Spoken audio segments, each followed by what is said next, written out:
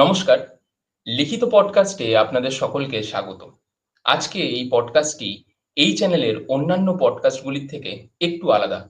তার কারণ সম্প্রতি WBCS এ যে সিলেবাসের আমূল পরিবর্তন হয়েছে সেই নিয়ে আজকের এই পডকাস্ট। এবং এই পডকাস্টে আমরা বিস্তারিত আলোচনা করব প্রোজ অ্যান্ড কনস এই সব কিছু নিয়ে। এই আলোচনায় আজকে আমাদের সাথে একজন অতিথি নয়, বরং দুজন অতিথি। তারা হলেন পিনাকি দেবনাথ, যিনি WBCS এক্সিকিউটিভ ক্যাডার থেকে আসছেন, একজন WBRS দেবাশিস কুমার রক্ষিত স্যার, এবং আজকে আমরা তিনজন মিলে এই নিয়ে একটা বিস্তারে আলোচনা করার চেষ্টা করব এই পডকাস্টের মাধ্যমে। আপনাদের ওয়েলকাম স্যার। Thank you. প্রথমেই আমি এক এক করে একটু জিজ্ঞেস করে নেব যে প্রথমেই কেমন আছেন? আমি তো ভালোই আছি এমনি। আচ্ছা, এখন তো আমার আপাতত ট্রেনিং কমপ্লিট হয়ে গিয়েছে, এখন তো পোস্টিং এর জন্য ওয়েট করছি আর কি। আচ্ছা, আর দেবাশিস স্যারের ক্ষেত্রে বোধহয় পোস্টিং তো আপনার হয়ে গেছে। হ্যাঁ, পোস্টিং মোটামুটি হয়েছে, একটা জায়গায় রয়েছি। অসাধারণ। আর নিজেদের সার্ভিস কেমন এনজয় করছেন সেটা নিয়ে যদি একটু ছোট ব্রিফলি বলেন। আই মিন জয়েন করার আগে যে এক্সাইটমেন্টটা ছিল সেটা কি কোথাও একটা সিন করেছে নাকি সেটা আরো বেড়েছে? পিনাকি স্যার বলুন, স্টার্ট করুন। জয়েন করার আগে তো এক্সাইটমেন্ট ছিল, এখন তবে এখন অবশ্য অনেক কিছু এক্সপিরিয়েন্স করতে পারছি। জয়েন করার আগে তো অতটা আইডিয়া থাকে না, এখন সার্ভিসে জয়েন করার পর অনেক কিছু দেখতে পাচ্ছি, অনেক ভালো জিনিসও আছে, আবার অনেক ডিফিকাল্ট চ্যালেঞ্জিং জিনিসও আছে, সব মিলিমিশে আছে, সেগুলো ধীরে ধীরে বুঝতে পারছি। আচ্ছা, আর দেবাশিস স্যারের ক্ষেত্রে? হ্যাঁ, জয়েন করার আগে তো একটা উত্তেজনা, একটা এক্সাইটমেন্ট থাকে, তবে জয়েন করার পর একটা অন্যরকম এক্সাইটমেন্ট থাকে, যেটা আমরা বলবো বাস্তবতার সাথে মিলিয়ে যে নানা রকম অভিজ্ঞতা। তো দুটোই দুরকম, কিন্তু দুটোই চ্যালেঞ্জিং এবং দুটোই প্রতিদিন একটা লার্নিং এক্সপিরিয়েন্স বলবো। আচ্ছা আচ্ছা, তো এবার একটু মেন টপিকে আমরা ঢুকি, যে সিলেবাসটা যে চেঞ্জ হলো, দেখেছেন সিলেবাসটা আপনারা, নতুন হ্যাঁ, আমি তো সিলেবাসটা? সিলেবাসটা দেখেছি। আচ্ছা, তো ফার্স্ট রিয়াকশনটা কি সেটা যদি একটু বলেন, কারণ একদম ওই প্রথম যেই আমরা একটা ড্রাফট দেখেছিলাম মাঝখানে, যেটা তারপর আবার রিভাইজ হলো, আমরা যেটা ওই গ্রুপে গ্রুপে ঘুরে বেড়াচ্ছিল, সে সেই ড্রাফটটাও একটা খুব কনফিউজিং একটা ড্রাফট। তো সেটার থেকে এখন পুরোপুরি যাকে বলে ইউপিএসসি কে একদম কপি করে এটা করা হয়েছে বলা যেতে পারে, কিছু পার্টিকুলার মাইনর চেঞ্জেস ছাড়া। বাকি সবই এক, কন্ট্রোল সি কন্ট্রোল ভি বলা যেতে পারে। তো সেক্ষেত্রে আপনাদের ফার্স্ট ইমপ্রেশন কি? দেবাশিস স্যার আপনি বলুন, তারপরে পিনাকি স্যারের কাছে যাব। ফার্স্ট এক্সপিরিয়েন্স বলতে প্রথমত যেটা হয়েছিল, একটা প্রথমবার যখন দিয়েছিল আমাদের একটা আমাদের WBCS আগের সিলেবাসের সঙ্গে একটা মোটামুটি মিক্সচার করে করার চেষ্টা করেছিল, অঙ্কটাকে পেপার 6 করে, যেখানে ডেসক্রিপটিভ না সেটা আমাদের MCQ আকার থাকবে, আমরা কেউ জানতাম না।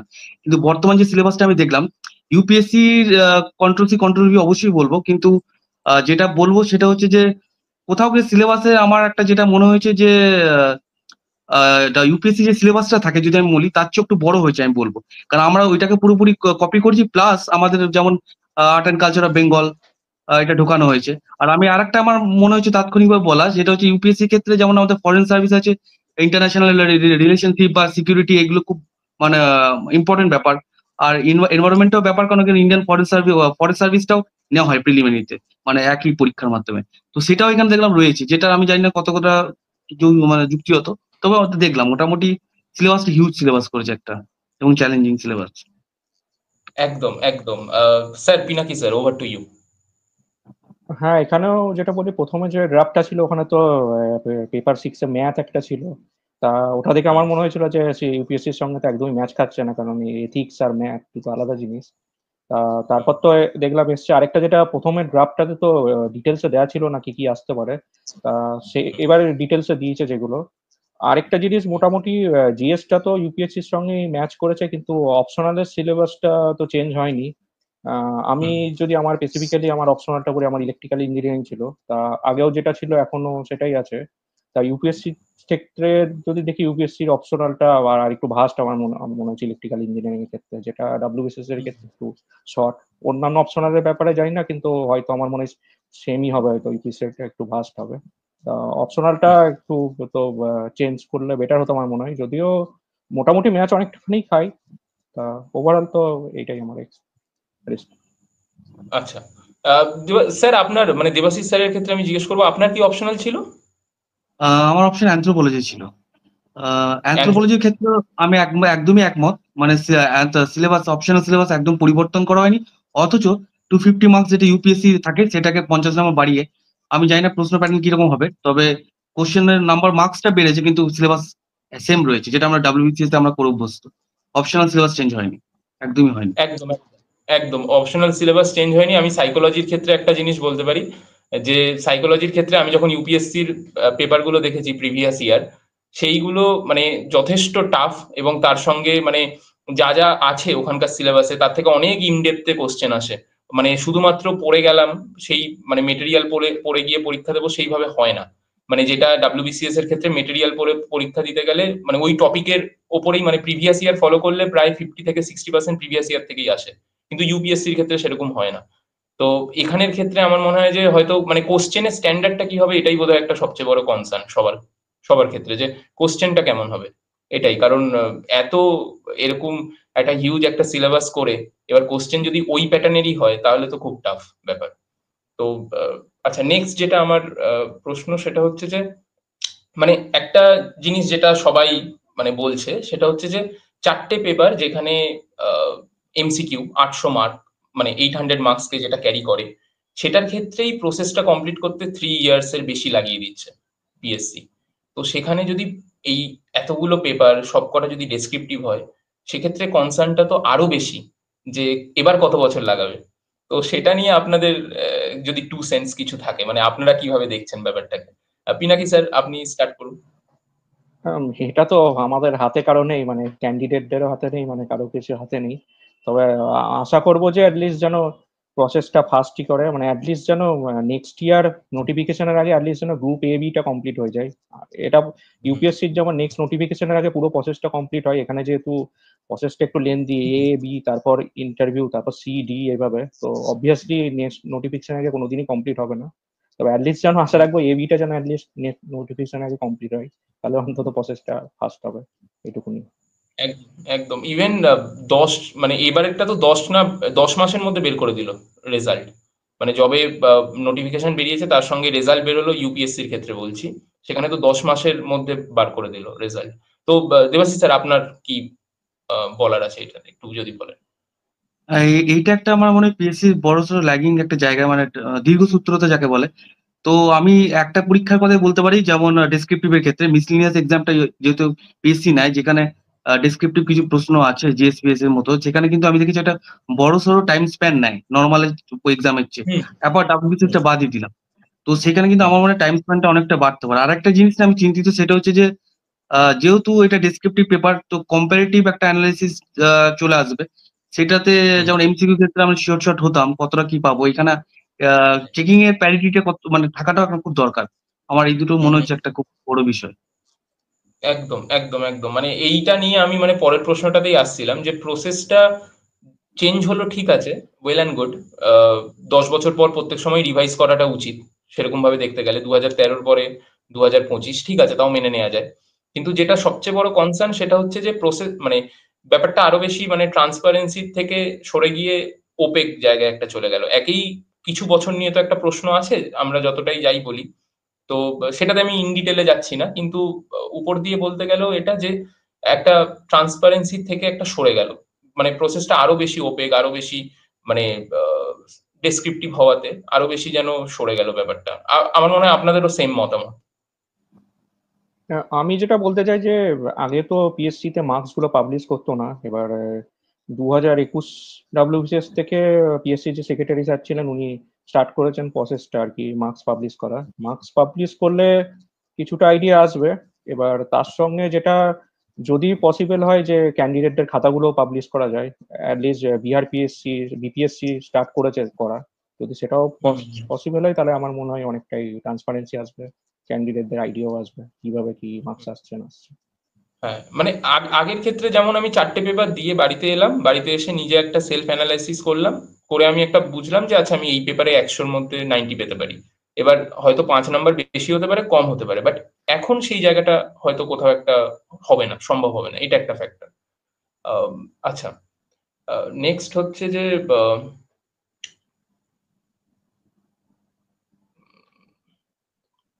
হ্যাঁ, তো আচ্ছা মানে এইটা কোথাও একটা মনে হয় না যে মানে এখন মানে আগে যেমন কোন একটা ধরুন মধ্যবিত্ত কোন একটা ছেলে যে ধরুন আহ, এরকম টপার টক্স দেখছে বা সেও মোটিভেট হচ্ছে যে আমি WBCS দেব। তো এখন সেটা হয়ে গেছে, আর তখন কি ছিল যে বই এনে পড়বো, নিজে প্রিপারেশন দিয়ে করা যায় এরকম একটা ব্যাপার। কিন্তু এখন কোথাও একটা এই ব্যাপারটা মানে কোচিং এর প্রাধান্যটা বেশি বেড়ে যাবে না এই পার্টিকুলার চেঞ্জটার জন্য? আপনাদের মানে সেখানে কি মনে হয় যে মানে একটা নিম্ন মধ্যবিত্ত ছেলে যে ধরুন এরকম টপার স্টক দেখে, একটা নিজের মতো একটা ড্রাফট করে যে আচ্ছা এই কটা বই আছে, এই কটা বই পড়লে হয়ে যাবে, এখানে এরকম MCQ গুলো আসে, ঠিক আছে। কিন্তু এখন সেটা সেরকম জায়গায় নেই, এখন সেটা অনেক বেশি কোচিং ওরিয়েন্টেড। কারণ একটা মানে আমি অ্যান্সার লিখছি সেটা নয়, অ্যান্সারটা ঠিক কিরকম স্ট্যান্ডার্ডের হচ্ছে সেটার একটা ইভ্যালুয়েশনের জায়গা আসছে। সেটা আপনার কি মনে হয়? দেবাশিস স্যারকে দিয়ে স্টার্ট করি, বলুন স্যার। এটা আমার একটা মনে হয়, কারণ যেহেতু এখানে কোয়ালিটি অফ রাইটিংটা খুব ইম্পর্টেন্ট হয়ে যাবে।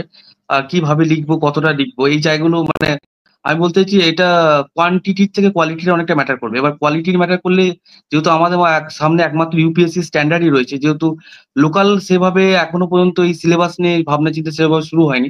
তো সেইখানে আমার কোথাও গিয়ে মনে হয় যে যেটা আমি দেখেছি বা খবরের কাগজে পড়েছি, দিল্লিতে যেটা হয় আর কি, একটা মানে কি বলবো, একটা স্ট্রাকচার্ড কোচিং সেন্টার যারা অলরেডি ক্লাস করাচ্ছে, নোটস দিচ্ছে বা কোয়ালিটি পড়াচ্ছে, সেই যে একটা কাঠামো এখানেও প্রথম ২-৩-৪ বছর অন্তত আমার মনে হয় যারা এই ট্রানজিশনাল ফেজে থাকবে তাদের ক্ষেত্রে অ্যাডপ্ট করা, এবং সে কতটা অ্যাডপ্ট করতে পারছে এবং কতটা সঠিকভাবে যেতে পারছে, এই জায়গাগুলো নিয়ে কিন্তু একটা বড়সড় মানে দিক নির্দেশের একটা সমস্যা হবে।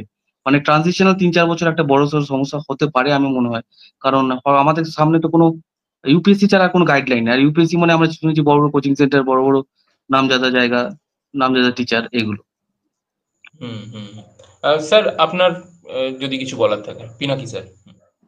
হ্যাঁ, ইনিশিয়ালি ট্রানজিশন ফেজে আসতে পারে, তবে ব্যাপারটা হচ্ছে এমসিকিউতে যা সেলফ ইভ্যালুয়েশন করা যেত, ডেসক্রিপটিভে হলে কম্পালসারি মক টেস্টটা নিতে হবে। এবার মক টেস্টের ইম্পর্টেন্সটা বাড়বে এটুকুনি বলা যেতে পারে। আর হুম যেটা হচ্ছে ধীরে ধীরে তো সবই অ্যাডপ্ট হয়ে যাবে। এবার আরেকটা ব্যাপার হচ্ছে যারা ইংলিশে এক্সামটা দেবে তাদের ক্ষেত্রে হুম অনেকটা ইজি থাকবে, সে চাইলে ইজিলি ইউপিএসসির মক টেস্টটা নিতে পারে। যারা বেঙ্গলিতে দেবে তাদের ক্ষেত্রে আমি মনে হয় ট্রানজিশন টেস্টটা প্রবলেম বেশি ফেস করবে। ইংলিশে যারা হুম দেবে আমার মনে হয় না অতটা ফেস করবে বলে মনে হয়, আমার মনে হয় না ফেস করবে বলে সেরকম। হুম। আমার একটা এখানে একটা মানে বক্তব্য আছে, আমি জানি না মানে আপনারা যদিও গভর্নমেন্ট সার্ভিসে রয়েছেন, আমার ক্ষেত্রে ওরকম তো চাপ নেই, আমি বলতেই পারি কিছু কথা। তো সেক্ষেত্রে আমার একটা বন্ধু বলছিল, খুব সুন্দর একটা কথা বলছিল যে দেখ এত কষ্ট করে কেউ একজন WBCS মানে ইউপিএসসি স্ট্যান্ডার্ডে এরকম এক্সাম দিয়ে এতগুলো পেপার দিয়ে সেম টাইপের প্রিপারেশন নিয়ে সে গ্যাজেটেড অফিসার হলো রাজ্য সরকারের, কিন্তু স্যালারির জায়গায় সেই মানে সেন্ট্রালের গ্রুপ বি লেভেলের স্যালারি, এবং সেন্ট্রালের গ্রুপ বি লেভেলের স্যালারিও মানে 5 বছর পর because of D and all it will increase to a certain point that will definitely surpass the state salary. তো সেই একটা জায়গা আছে। তো কোথাও কি মানে আমি পলিটিক্সে না গিয়ে আমি জাস্ট অ্যাজ অ্যান ইন্ডিভিজুয়াল আমি মানে জিজ্ঞেস করছি যে আপনাদের কোথাও কি এরকম কিছু মানে মনে হয় কখনো যে না এটা একটা এরকম হচ্ছে বা কিছু, মানে যদি আপনারা কিছু বলতে পারেন বা বলতে চান, দেবাশিস স্যার, মানে এই উম, ফ্যাক্টুয়াল দিক থেকে আমি বলতে চাইছি যে ব্যাপারটা তো আহ, সত্যি যে ফ্যাক্টুয়াল দিক থেকে এটা হয়। হ্যাঁ, আমি একদিক থেকে মানে যদি আক্ষরিক অঙ্কের বা পাটিগণিত হিসেব যায়, হয়তো স্যালারি একটা বড়সড় গল্প হতে পারে, কিন্তু সত্যি করে আমি বলতে পারি, আমি আর একটা প্রেক্ষাপট দিতে পারি। যেমন আমি দেখেছি সিজিএল এ আমার কয়েকজন বন্ধু আছে যারা সেন্ট্রাল সেক্রেটারি সার্ভিস বা অনেক মানে যেহেতু আমাদের ডাব্লিউবিসিএস গ্রুপের চেয়ে অনেক বেশি সার্ভিস, অনেকজনই আছে এরকম তারা ছেড়ে এসেছে। কিন্তু আমার মনে হয় নিজের রাজ্যে কাজ করা, নিজের পরিবেশে কাজ করা, আর অবধারিতভাবে যে পজিশনে কাজ করছে, মানে অ্যাপার্ট ফ্রম ইউপিএসসি গ্রুপে পোস্টের কথা বলছি, আমি যদি সিজিএল বা জাতীয় স্যালারি কম্প্যারিজনে যাই, তো এটা একটা আলাদা জায়গা। মানে এখানে শুধুমাত্র টাকাটা হচ্ছে একটা পাওনা, কিন্তু তার বাইরে যে আমরা অ্যাটলিস্ট একটা সম্মান বা একটা মর্যাদা বা থাকে, বা নিজের রাজ্যে কাজ করার একটা যে মানে আমি মনে করি যে, কারণ অনেকজনকে দেখেছি যারা 2 বার 3 বার সিজিএল পরীক্ষা দিয়েও মানে কম গ্রেডে এসে যে রাজ্যে জয়েন করে, অনেক স্যালারি লস করে। তো এটাও একটা প্রেক্ষাপট। সেখান থেকে আমার মনে হয় যে পাটিগণিত হিসেবে হয়তো টাকার ব্যাপারটা আছে, ক্ষোভ থাকতে পারে, ইয়ে থাকতে পারে যে কম, কিন্তু কোথাও গিয়ে যদি ইউপিএসসির গ্রুপে সার্ভিস ছাড়ার কথা বলছি, বাকি সার্ভিসের সঙ্গে আমার মনে হয় না ডাব্লিউবিসিএস এর সেই কম্প্যারিজন আসে না, অ্যাটলিস্ট আমাদের স্টেটে এখনো পর্যন্ত প্রিমিয়ার সার্ভিস। এবার ডিএফএ তো এটা আমাদের হাতে নেই, আমরা বলতে পারবো না, কিন্তু হলে অবশ্যই অ্যাডেড অ্যাডভান্টেজ, কিন্তু সেটা নিয়ে মানে ওই পাটিগণিতের কম্পারিজন আমি যাবো না এখনো পর্যন্ত, তো সেটা আমার মনে হয়। অসাধারণ, অসাধারণ। Pinaki sir, if you have something to say. হ্যাঁ, আমিও ওটাই বলতে চাই যে স্যালারিটা একটা ম্যাটার করে, কিন্তু সেটাই এন না। মানে আমি আমার ক্ষেত্রে তো আমি সে আগে সেন্ট্রাল গভর্নমেন্ট পিএসইউতে ছিলাম, আমি বেশি স্যালারি ছেড়ে এখানে এসেছি। আরেকটা জিনিস বলবো যে যে গভর্নমেন্ট, যে কোনো গভর্নমেন্ট জব, মানে প্রাইভেটে অনেক সময় ওপেক জিনিস থাকে স্যালারিতে, কিন্তু গভর্নমেন্ট জবে স্যালারি আগে থেকেই সব স্পেসিফাই করে বলে দেওয়া থাকে, সুতরাং আমরা জেনে বুঝেই কিন্তু এসেছি। সুতরাং স্যালারিটা ম্যাটার করে, কিন্তু তার সঙ্গে সঙ্গে পোস্টটাও ম্যাটার করে, যে আমি কোন পোস্ট হোল্ড করছি, মানে কোন রেসপন্সিবিলিটির কাজ করছি। অনেকের কাছে স্যালারির চেয়েও এটা বেশি ম্যাটার করে। একদম, একদম। এবং মানে আমার বলার উদ্দেশ্য এটাই যে আমার মনে হয় যে অবভিয়াসলি মানে যারা এতটা কষ্ট করে এরকম একটা জায়গায় আসছে, they deserve something more. They deserve, যদিও সিমিলার না হলেও কিছু 19-20 থাকুক, মানে সেটা যেন বিশাল পার্থক্য না হয়, এটাই বলার উদ্দেশ্য। আচ্ছা, নেক্সট একটা, হ্যাঁ তো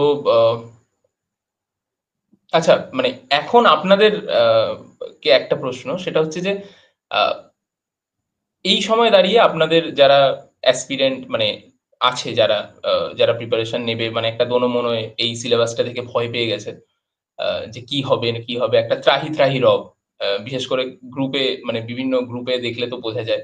আমি সোশ্যাল মিডিয়ায় নেই খুব বেশি, বাট বন্ধু বান্ধবরা যা পাঠায় তাতে দেখি। তো সেই দিক থেকে আমি একটু জিজ্ঞেস করবো যে আপনাদের মনে হয় কি করা উচিত এখন একটা অ্যাসপিরেন্টকে, যে ধরুন ডাব্লিউবিসিএসসি দেয়, যে ডাব্লিউবিসিএস এরই অ্যাসপিরেন্ট, তার কি করণীয় আপনাদের মতে? পিনাকি স্যার, শুরু করুন আপনি। না, আমি যেটা বলতে চাই যে এই ডিসক্রিপটিভ প্যাটার্ন প্যাটার্ন চেঞ্জ হয়েছে, কিন্তু এটাতে ভয় পাওয়ার তো কিছু নেই। মানে অ্যাটলিস্ট আমি আমার এক্সপিরিয়েন্স থেকে বলতে পারি, কারণ আমি ডাব্লিউবিসিএস ইউপিএসসি দুটো একসঙ্গে দিয়েছি, মানে ডাব্লিউবিসি এর মেন্সও দিয়েছি সেই বছর, ইউপিএসসির মেন্সও দিয়েছি। তা ডাব্লিউবিসিএস এর মেন্সে যেটা মনে হয়েছে, এমসিকিউ যেখান সেখান থেকে আসতে পারে, মানে অনেক ইন ডেপথে পড়তে হয়। সেখানে ইউপিএসসির ক্ষেত্রে সিলেবাসটা বড়, কিন্তু আমার অতটা ইনডেপথ দরকার নেই। মানে আমার ওভারঅল একটা সারফেস নলেজ লাগবে, কারণ ইনডেপথে আমার লেখার টাইম আমি পাবো না। জিএস এর ক্ষেত্রে যেগুলো বলি, মানে জিএস এর ক্ষেত্রে তো টোটাল 20টা কোশ্চেন থাকে। এবার 10 নম্বরের 10টা কোশ্চেন, 15 নম্বরের 10টা কোশ্চেন, পার কোশ্চেনে আমি ওই 9 থেকে 11 মিনিট পাবো। তা সেক্ষেত্রে ডেসক্রিপটিভের ক্ষেত্রে আমাকে ওভারঅল সারফেস নলেজ লাগবে, কিন্তু সিলেবাসটা অনেক বড়। তা সেই ক্ষেত্রে আমার মনে হয় যে অতটাও ডিফিকাল্ট হবে না ক্যান্ডিডেটরা যদি ধীরে ধীরে পড়াশোনা শুরু করে। আমার মনে হয় তো এই ডেসক্রিপটিভ ধীরে ধীরে পড়াশোনা শুরু করলে এটাকেও বেশ অনেকটা এনজয় করতে পারবে। হ্যালো, হ্যালো, হ্যাঁ, শোনা যাচ্ছে। শোনা যাচ্ছে স্যার? হ্যাঁ, শোনা যাচ্ছে। হুম। হ্যাঁ, প্লিজ কন্টিনিউ করুন। আমি জানি না কেন এখান দিয়ে আমার এখানে বন্ধ হয়ে গেল জিনিসটা। হ্যাঁ, প্লিজ প্লিজ, যেটা বলছিলেন স্যার। হ্যাঁ, আমি যেটা বলছিলাম যে ডেসক্রিপটিভের ক্ষেত্রে আমাদের সারফেস নলেজটা বেশি লাগে, এমসিকিউ এর মতো অতটা ডেপথ লাগে না, কিন্তু সিলেবাসটা অনেকটা বড় থাকে। তা সেইটাই ধীরে ধীরে আমি মনে করি যে অ্যাডপ্ট হয়ে যাবে, এবং যারা প্রিপারেশন নিচ্ছে তারাও এনজয় করবে ব্যাপারটা। মানে যেহেতু এখানে অনেক সাবজেক্ট, অনেক ভাস্ট বিষয়ে পড়তে হবে, এবং সেটার জন্য কিছু নোট মেকিং সেইগুলো লাগবে আর কি। আচ্ছা, দেবাশিস স্যার, আপনি যদি বলেন। হ্যাঁ, আমার আমার একটা বক্তব্য, সেটা হচ্ছে এই সিলেবাসের ক্ষেত্রে যেটা একটা সাডেন চেঞ্জ, কিন্তু আলটিমেটলি এটা যে কম্পারেটিভ স্টাডি হবে। মানে আমি মনে করি না রাতারাতি আমাদের সবাই স্টেটের সবাই খুব ভালো প্রিপারেশন নিয়ে নেবে। তো কম্পারেটিভ স্টাডি যখনই হবে, যদি আমরা একটু খেয়াল করি 2014 সময় আমি যতটুকু খবর টবর নিয়েছিলাম, যখন ফার্স্ট সিলেবাস চেঞ্জ হয়েছিল, সে বছর কোশ্চেনটা একটু দেখা উচিত, যেটা এমসিকিউ আকারে খুব বেসিক স্ট্যান্ডার্ডের প্রশ্নই এসেছিল। তো আমার মনে হয় না হট করে কোনো ট্রানজিশনাল ফেজে বিরাট কিছু কঠিন প্রশ্ন আসবে। তো সবাই যেহেতু কম্পারেটিভ স্টাডি, মানে আমি বলতে চাই একজনের সঙ্গে আরেকজনকে র্যাঙ্কিং এর ভ্যারিয়েশন অনুযায়ী র্যাঙ্কিং হবে। তো ওভারঅল খুব একটা যে এই প্রসেসটা যে একদম ইউপিএসসি হয়ে যেত, মানে মতো প্রিপারেশন নিয়ে বিশাল কিছু হতো, সেটা নয়। প্রথম 2-3 বছর আমার মনে হয় যেরকম ভাবে পড়াশোনা শুরু করেছে, সিলেবাস ধরে পড়লে, বেসিক পড়লে হয়ে যাবে, 1 নম্বর। আর 2 নম্বর, আমি একটা বলবো, এটাও একটা গেম চেঞ্জার হচ্ছে, কারণ এমসিকিউ ক্ষেত্রে যেটা হতো, একটা সিলেবাস চলে এসেছিল, যারা এমন না অনেকজন থাকতো যারা এমসিকিউ শুধু পড়েই অপশনাল না দিয়ে গ্রুপ সি টাকে টার্গেট করতো। তারা এমসিকিউ তো মানে তাদের মানে এফিসিয়েন্সি মারাত্মক লেভেল। মানে এমন জানি যে হুম, 800-র মধ্যে 600 পেয়েছিল। এই একটা ব্যারিয়ার, এই কম্পিটিটর যারা হার্ডকোর যে কম্পিটিটররা ছিল তারা কিন্তু বেরিয়ে গেল। তো আমি বলব একটা ফ্রেশ স্টার্ট সবাইকার জন্য। নতুন করে শুরু করার একটা জায়গা। তো জিরো থেকে শুরু করা আনন্দ, সবসময় ভুল ত্রুটিগুলো সরিয়ে একদম ভালো করে করার একটা জায়গা রয়েছে। তো সেটা করলে আমার মনে হয় ঠিক হয়ে যাবে। মানে এটা তো সব জিনিসের একটা জার্নিতে একটা ঝাঁকুনি লাগে। ১ম ঝাঁকুনিটা লাগবে, আস্তে, আস্তে সবাই অ্যাডপ্ট করে নেবে। আর এটা আমার ইউপিএসসির ক্ষেত্রেও যেহেতু কাজে লাগবে, আমাদের কিন্তু আরেকটা ব্যাকআপও হয়ে গেল। ইউপিএসসির জায়গায় না পেলে ডাব্লিউবিসিএস একই সিলেবাস পড়ছি। ডাব্লিউবিসিএস এ যেমন বেশি তথ্য সমৃদ্ধ ইনফরমেশন রিলেটেড থাকতো। ইউপিএসসি যেখানে অত কনসেপচুয়াল থাকতো। কিন্তু এখানে একটাই সিলেবাস হয়ে গেল। আমাদের আলাদা করে পড়ার প্রয়োজনও হচ্ছে না। তো এটাও একটা পজিটিভ পয়েন্ট আমার মনে হয়। আর এটা কিন্তু একদম ঠিক কথা যে একটা স্যাচুরেশন চলে এসেছিল, মানে এমসিকিউ এর ক্ষেত্রে একটা স্যাচুরেশন চলে এসেছিল যে প্রত্যেকেই, মানে আগে যখন আমি টপারদের কথা শুনতাম তারা 500, কেউ খুব রেয়ারলি বলতো 500 550। তারপরে যখন আপনাদের সঙ্গে আমি কথা বলেছি 500 তো মানে অ্যাভেলেবেল, সবাই 500-র উপরে পেয়েছে এরকম একটা ভাব। তো এটা একটা ফ্যাক্টর। আচ্ছা, আপনার কি মনে হয় মানে ইউপিএসসি যারা ধরুন দিত এতদিন, মানে সেন্ট্রালে, মানে আমাদের স্টেট থেকে, তারা কি একটা এজ পাবে এই পার্টিকুলার প্যাটার্নটা চেঞ্জ হওয়ার ফলে? দেবাশিস স্যার, আপনি যদি বলেন। হ্যাঁ, তাদের একটা তো অ্যাডেড অ্যাডভান্টেজ থাকবেই। কারণ তাদের ক্ষেত্রে যেহেতু আমি কয়েকটা পেপার বেসিক্যালি বলতে চাই। একটা হচ্ছে ইংলিশের, যেটা আমাদের পেপার 1, যেটাতে 125 করে দুটো কম্পোজিশন বা আমি বলতে এসে লিখতে হয়, এই জায়গাটা। হুম, ইন্টারনাল সিকিউরিটি, ইন্টারনাল রিলেশনশিপ, এই পেপারগুলো, এথিক্স, ইন্টিগ্রিটি এন্ড অ্যাপটিটিউড, যেগুলো বাকিদের হয়তো প্রথমবার পড়েছে, তারা কোনো না কোনোদিন পড়ে এসেছে। তো তারা একটু এগিয়ে থাকছে লড়াই, এটা তো অস্বীকার করে লাভ নেই। একটা একটা জায়গায় তারা অনেক একটু এগিয়ে থাকছে, কিন্তু বাকিদের একটু পরিশ্রম করে মেকআপ করতে হবে, এইটুকু। হুম, হুম। আচ্ছা, পিনাকি স্যার, যেহেতু আপনি মেন্স দিয়েছেন ইউপিএসসি, তো আহ, আপনি যদি কিছু বলেন এই নিয়ে। হ্যাঁ, যারা ইউপিএসসি দিচ্ছে তারা তো অ্যাডভান্টেজ তো পাবেই। এবার যেটা বলি যে ইউপিএসসির ক্ষেত্রে মেন স্কোরিং পেপার তিনটি থাকে, মানে অন্যান্য সব সব সব জিএস, মানে জিএস পেপারগুলো মোরালে সবাই দেখা যায় যে আশেপাশেই থাকে। ডিফারেন্সটা হয় একটা হচ্ছে এসএতে, একটা হচ্ছে এথিক্সে, আর একটা হচ্ছে অপশনালে। তা এই হুম, তিনটেতে তো যারা ইউপিএসসি নিচ্ছে অবশ্যই অ্যাডভান্টেজ থাকবে। পার্টিকুলারলি আমি তো বলবো অপশনালে অনেক এগিয়ে থাকবে তারা। কারণ ডাব্লিউবিসিএস অপশনাল কম্পারেটিভলি যদি সিলেবাসও দেখি, কোশ্চেন প্যাটার্নও দেখি, অনেকটা ইজি ইউপিএসসি হচ্ছে। তা এটা একটা অ্যাডেড অ্যাডভান্টেজ। তবে আমি বলবো যে এবার ব্যাপারটা টু ডাইরেকশনাল হবে। মানে আগে যেটা ছিল, যারা ইউপিএসসি প্রিপারেশন দিত তারা ডাব্লিউবিসিএস এ অ্যাডভান্টেজ পেত যখন এমসিকিউ ছিল। এখন যারা ডাব্লিউবিসিএস দেবে তারাও ইউপিএসসি তে অ্যাডভান্টেজ পাবে। সুতরাং ব্যাপারটা টু ডাইরেকশনাল হয়ে যাবে এখান থেকে। আচ্ছা। আর অনেকে অনেকে বলছে যে 2013-র সময়, যেই সময় মানে ডেসক্রিপটিভটা ছিল, সেই সময়ের পেপারগুলো কোনো ক্ষেত্রে হয়তো রেলিভেন্ট হতে পারে, বা সেই সময়ের পেপারগুলোর সেই টাইপের কোশ্চেন যেমন ভাবে তখন জিজ্ঞেস করা হতো, সেটা কোথাও একটা এখানে যেহেতু ডেসক্রিপটিভ হয়েছে, তো কোথাও হয়তো সিমিলার প্যাটার্ন হতে পারে এখানে। মানে আপনারা কি দেখেছেন 2013-র পেপার বা এরকম 2012-র, বা যদিও মানে কিছু যদি আসে এখানে, তো কতটা কি আসতে পারে, কি মনে হয় আপনাদের? মানে 13 বা 2012 এই টাইমের পেপার কি ফলো করলে কি কোনো লাভ হতে পারে অ্যাসপিরেন্টদের, নাকি না সেরকম কোনো সম্ভাবনা নেই? দেবাশিস স্যার, আপনাকে দিয়ে বলি। আমি যতটুকু দেখেছিলাম 12-13 পেপারের দেখার কয়েকটা পেপার সৌভাগ্য হয়েছিল, সেখানে কিন্তু অনেকটা মিসলিনিয়াস প্যাটার্নের প্রশ্ন আসতো। মানে এমন কি আছে যে কারেন্ট অ্যাফেয়ার্স এর পাতি 1 নম্বর 2 নম্বর জিকে দিয়ে চলে যেত। মানে আমি বলছি 11-12 আচ্ছা। সালের যে প্রশ্নপত্র, কিন্তু এখানে কিন্তু সেটা হবে না অ্যাকচুয়ালি।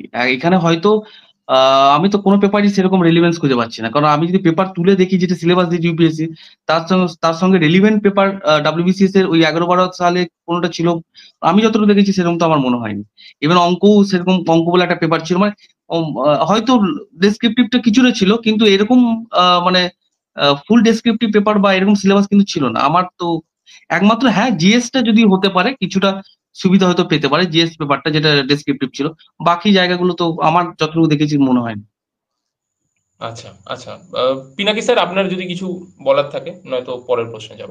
হ্যাঁ, 2013-র আগে যেটা ছিল তখন দুটো করে অপশনাল থাকতো। তখন মেইন ইম্পর্টেন্স অপশনালে ছিল। জিএস এর পেপারও কম থাকতো, জিএস এর ইম্পর্টেন্সও অনেকটা কম ছিল। যেখানে এখন মানে ভিউজ চেঞ্জ হয়েছে, এখন অপশনাল একটাই সাবজেক্টের থাকে, আর জিএস এর ইম্পর্টেন্সটা অনেক বেশি।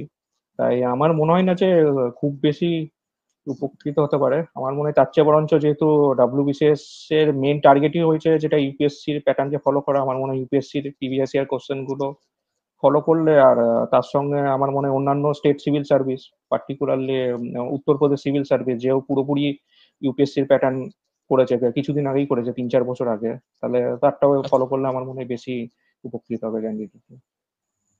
আচ্ছা আচ্ছা, লাস্ট একটা হাইপোথেটিক্যাল প্রশ্ন করব, মানে just take it in a light way. সেটা হচ্ছে যে যদি ধরুন এখন আপনারা যেই চাকরি করছেন সেই চাকরি না করতেন, তাহলে এই মুহূর্তে দাঁড়িয়ে আপনারা কিসের জন্য প্রিপারেশন করতেন, ইউপিএসসি নাকি ডাব্লিউবিসিএস? দেবাশিস স্যার, আপনি। যেহেতু সিলেবাসটা একই, তো প্রিপারেশন দুটোই করতে হতো সত্যি কথা বলতে গেলে। আর আমি যদি একজন স্টুডেন্ট হিসেবে শুরু করতাম, আমাকে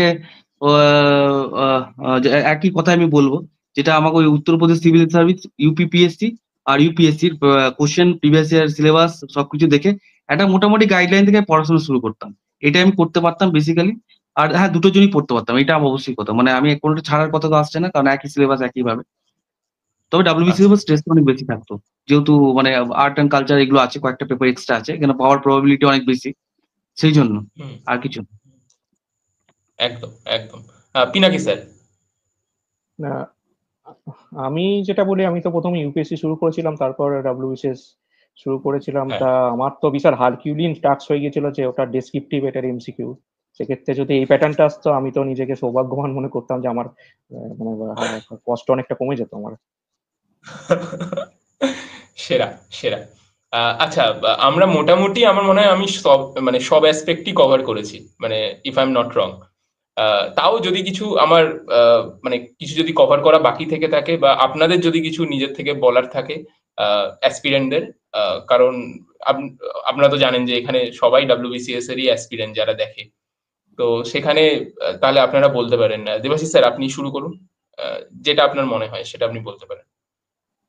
হ্যাঁ, এবারে আমরা শেষ। ব্যাপারটা কয়েকটা জিনিস আমার মনে হয় এই টাইমে যেটা হবে, সেটা হবে হট করে মানে মানে মানে দিশাটা ভুল করে দেওয়ার জন্য অনেক কোচিং সেন্টার, অনেক কিছু আমাদের উঠে আসবে। আবার আবার অনেক বিশাল সিলেবাস বলে স্টুডেন্টরা একটু দিগ্ভ্রান্ত হয়ে যেতে পারে। তো আমি বলবো ব্যাপারটাকে সিম্পলিফাই করে দেওয়ার জন্য, কল করে নেওয়ার জন্য, ইউপিএসসি সিলেবাস আছে, ইউপিএসসি কোশ্চেন আছে, ডাব্লিউবিসিএস সিলেবাস দিয়ে দিয়েছে, অপশনালটা খুব একটা পরিবর্তন হচ্ছে না। তো বেসিক ভাবে আমি ব্যাপারটাকে দেখবো, মানে আমি আর ওই ইয়েতে যাই, ওই চমকানি ওই ইয়েতে ওই ব্যাপারটাতে যাবো না যে ওই প্রচার সবকিছু সিলেবাস চেঞ্জ হয়ে গেল। বেসিক ভাবে সিলেবাস ধরে পড়ে যাবো। আমি যদি হতাম এটাই করতাম। আমার এটুকু বলা, আশেপাশে অনেক ক্যাওস সৃষ্টি হবে আগামী 2-3 বছর, সেই ক্যাওস থেকে নিজেকে দূরে সরিয়ে রেখে পড়ে যাওয়াটাই খুব ভালো কাজ। বেসিক বা বইগুলো যেগুলো ইউপিএসসির জন্য যারা ফলো করে সবাই জানে, সেগুলো পড়ে, আর ডাব্লিউবিসিএস এর আর্ট এন্ড কালচার এগুলো একটু দেখে, আর অপশনালটার উপর একটু গুরুত্ব, এইটুকু করলে আমার মোটামুটি মনে হয় হয়ে যাওয়ার কথা। আচ্ছা, পিনাকি স্যার, আপনি বলুন। হ্যাঁ, আমিও ওটাই বলতে চাই যে অলরেডি যেহেতু আমাদের সামনে রেফারেন্স আছে, যেহেতু ইউপিএসসি, তা সুতরাং মানে ঘাবড়ে যাওয়ার কিছুই নেই। মানে অলরেডি আমরা কোর্সে পুরোনো 5-7 বছরের কোশ্চেনও পেয়ে যাচ্ছি, অ্যান্সারও আছে সব অ্যাভেলেবেল। তা সেইগুলোই ফলো করা উচিত। তার সঙ্গে যে চলতি বইগুলো আছে, যেগুলো ইউপিএসসির জন্য ফলো করা হয়, সেইগুলোই পড়া উচিত। তার সঙ্গে সঙ্গে আমি যেটা বলতে চাই, যেহেতু এখানে সিলেবাস ইন ডেপথে দিয়ে দিয়েছে, যেটা আগে ছিল না আর কি, সুতরাং টপিক ওয়াইজ আমাকে নোটস মেকিং তৈরি করা, 1 পাতা 2 পাতা শর্ট নোটস, সেগুলো প্রথম থেকে শুরু করা দরকার। তার সঙ্গে অপশনালটাও প্রিপারেশন নেওয়া দরকার। অপশনাল তো একই আছে, সুতরাং যারা আগে অপশনাল নিচ্ছিল সেমই থেকে যাবে। তা আর হুম। সেটা সবচেয়ে বেশি ইম্পর্টেন্ট, মানে ইন্টারনেটটা বেশি ইউজ করা। মানে অনেক সময় বেশিরভাগ দেখা যায় যে বইয়ে অনেক কোচিং সেন্টার, প্রচুর বই বার করবে, মার্কেটেও প্রচুর বই আসবে, কিন্তু মোস্ট ইম্পর্টেন্ট থিং হচ্ছে ইন্টারনেটে সার্চ করে করেই আমাকে আলটিমেট করতে হবে। মানে সেটি ইউজ করলে আমি মনে করি যে ধীরে ধীরে সবকিছু আয়ত্তের মধ্যে চলে আসবে। সুতরাং ঘাবড়ানোর তো কিছু নেই, এটুকুনি বলা যেতে পারে। আচ্ছা, তো মোটামুটি আমরা ডান। থ্যাংক ইউ আপনাদের মূল্যবান সময় দেওয়ার জন্য, এবং মানে যারা এরকম দিকভ্রান্ত হয়ে বিভিন্ন জায়গায় সার্চ করছে কি কি চেঞ্জ হয়ে গেল, তাদের ক্ষেত্রে আমার মনে হয় একটা কোথাও একটা দিশা দেবে, এবং যারা অলরেডি ক্র্যাক করেছে তাদের মুখ থেকে শুনলে মানুষ অনেক বেশি ভরসা পায়। তো থ্যাংক ইউ আপনাদের দুজনকেই sir, thank you so much. Debashis স্যারের ফ্রেমটা সত্যি আমার খুব পছন্দ হয়ে গেছে। এটা এটা কোথা থেকে নিয়েছেন স্যার, বাই দ্য ওয়ে? একটু এটা লেন্স কাট থেকে সব নেওয়া হয় যা, লেন্স কাট। Wow, দারুণ লাগছে। মানে আমি কোনো একটা ফ্যাশন ডিজাইনারকে দেখেছিলাম এরকম বিয়ার্ড আর তার সঙ্গে এরকম চশমা গ্লাস পরে। যাই হোক, আর পিনাকি স্যার, অনেক ধন্যবাদ আপনাকেও। আপনি এক কথায় মানে এসছেন। Thank you so much. দুজনকেই অনেক ধন্যবাদ স্যার। গুড নাইট, ভালো থাকুন।